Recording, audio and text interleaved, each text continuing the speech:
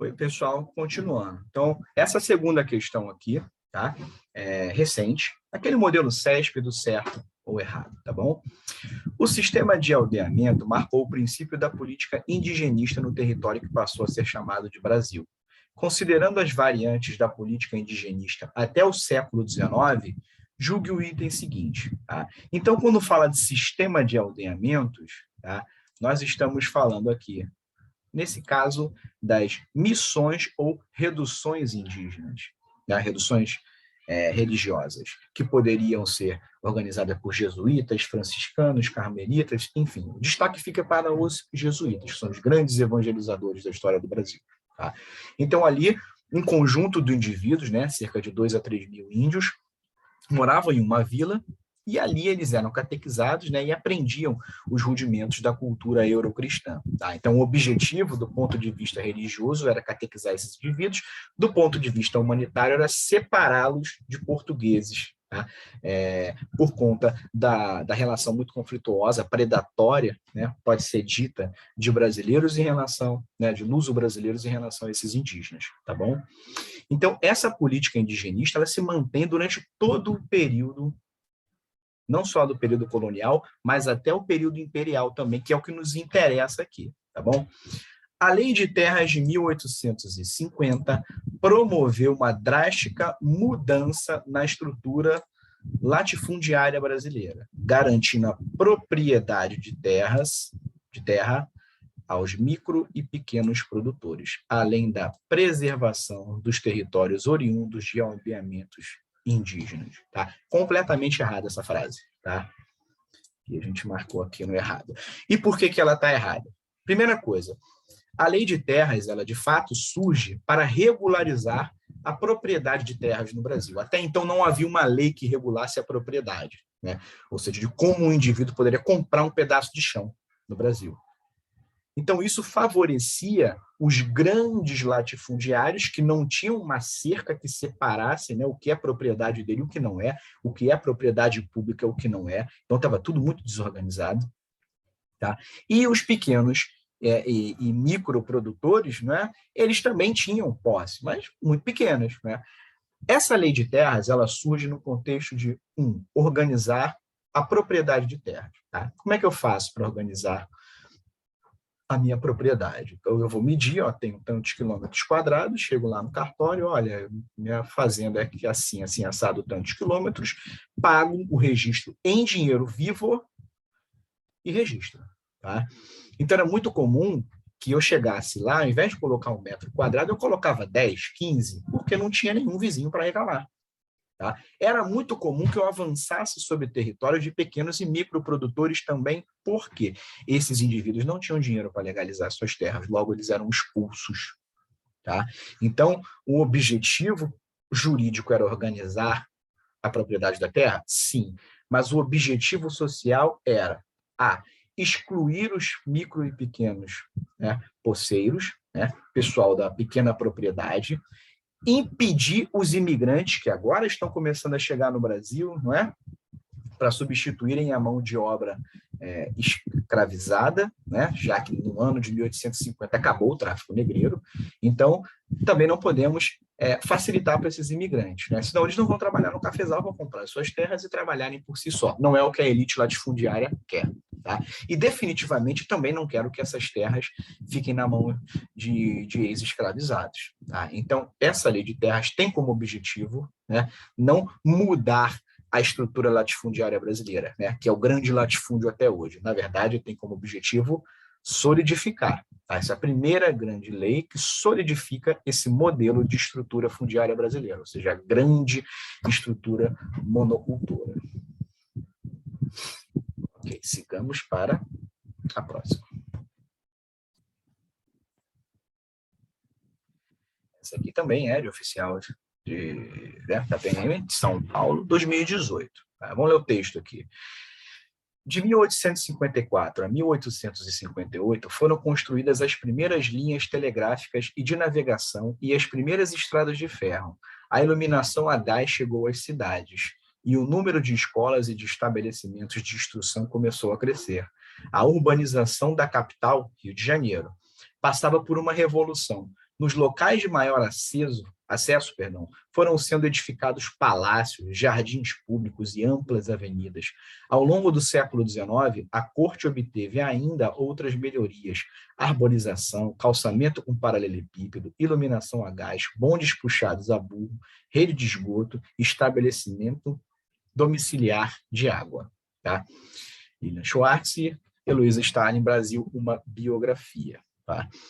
Pessoal, esse texto aqui, posto de forma muito simples, está falando sobre um processo de modernização do Brasil, mais especificamente sobre a modernização do Rio de Janeiro, que era, então, a capital do Brasil. Então, quando se fala corte, tá, ela está falando da presença do rei, né, e todos os seus familiares, tá, para além dos funcionários mais próximos também.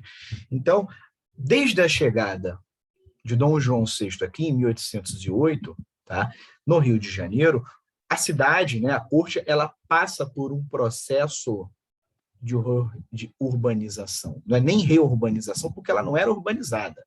Tá? Não era uma cidade nos modelos europeus. Né? Então, ela passa por uma urbanização. E aí a gente está falando de calçada, rua, edifícios públicos, fornecimento de água. Tá? Aqui fala de fornecimento a gás, de luz, antes era de óleo de baleia, enfim. A gente está passando por um processo de modernização. A modernidade que está lá na Europa também está chegando cá. O telégrafo, né, que é o tataravô da internet, que permitia que eu me comunicasse daqui, né, o fio saía do Brasil e ia até a Europa, eu conseguia me comunicar com alguém da Europa.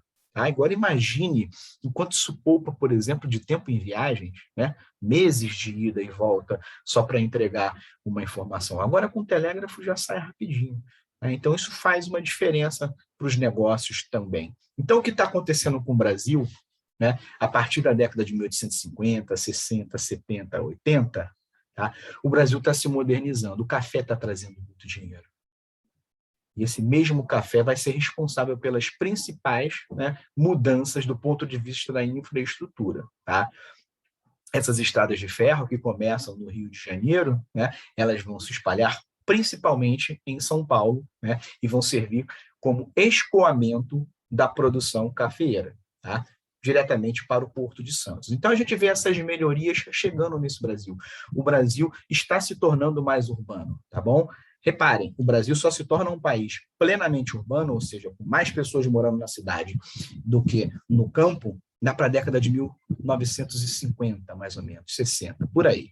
Tá? Não é no século XIX, nesse aqui que a gente está vendo. Tá? Porém, as nossas cidades estão crescendo. Tá? E crescimento de cidade é crescimento de dinâmica também, em termos de relação social, de pensamento, de circulação de ideias. Então, esse Brasil começa a mudar. E é esse Brasil que vai lá adiante pedir o fim da monarquia, tá bom? Vamos lá. A partir do trecho, é correto afirmar que uma das principais características do Brasil no século XIX era, letra A, a oposição, deixa eu colocar aqui, só para a gente destacar, a oposição entre uma economia rural desconectada das economias centrais do capitalismo. Parou, porque a gente está conectado com o nosso café. Então, a gente está vendendo o nosso café para a Europa, para os Estados Unidos, ou seja, com as economias centrais do capitalismo. O que é a economia central do capitalismo? As grandes potências da época, as grandes potências europeias e os Estados Unidos.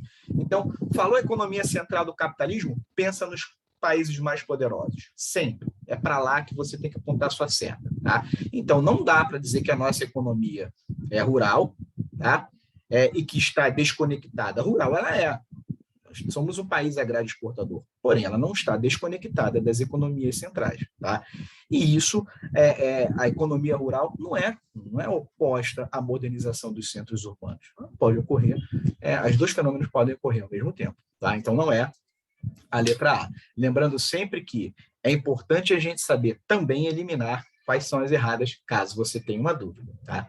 A concentração de recursos em cidades escravistas como São Paulo e Porto Alegre, em oposição à carência material de cidades como Rio de Janeiro e Salvador. Não é isso que o texto está dizendo. O texto está falando sobre o Rio de Janeiro e o processo de modernização dele. Então, você já sabe que está falso. Tá? E outra coisa, cidades como Salvador e Rio de Janeiro são grandes cidades. Carentes elas não são cidades ricas, né, de comércio pujante. A gente vai ver que essas cidades aqui, Rio e Salvador, essas sim são cidades escravistas. A presença de escravos em São Paulo e em Porto Alegre existe, tá?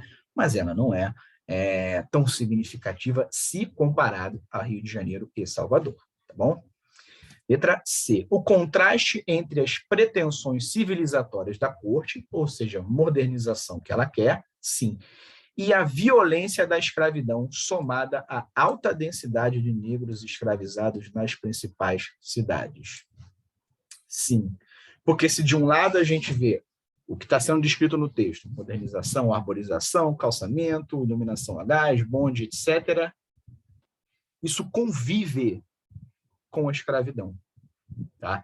Então, se de um lado o Brasil está, abre aspas, se modernizando, do outro ele se mantém um país altamente atrasado por conta da escravidão. Tá? E uma escravidão que faz uma presença, né, que tem presença muito grande nas nossas cidades, tá?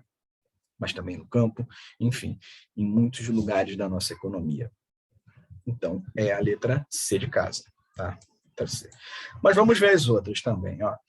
A facilidade de integração regional parou, tá? Porque o Brasil, até hoje, não tem uma integração territorial fácil.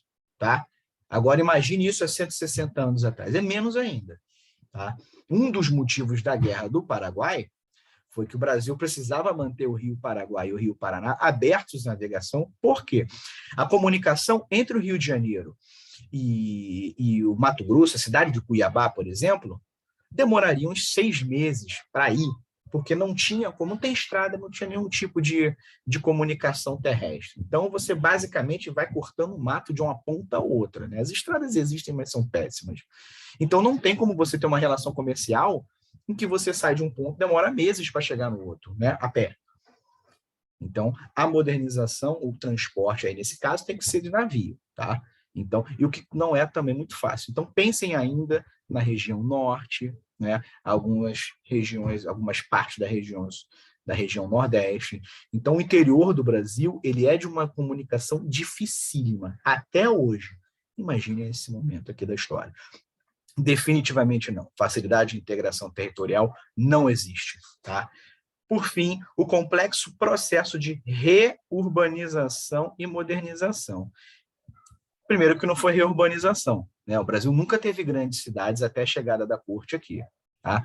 Então, a corte, quando chega no Rio de Janeiro, o Rio de Janeiro, que é a maior cidade do Brasil, tem 50 mil habitantes, na melhor das hipóteses, tá? E é uma cidade muito confusa. Tá? E outra coisa, que atingiu modernização, que atingiu igualmente todo o território nacional, definitivamente não. Tá? A modernização centra no Rio de Janeiro e se estende para São Paulo por conta da economia cafeeira, tá bom? Com isso, pessoal, terminamos aqui os nossos exercícios para Segundo Reinado, tá bom? Espero que tenha sido proveitoso. Um grande abraço, até a próxima.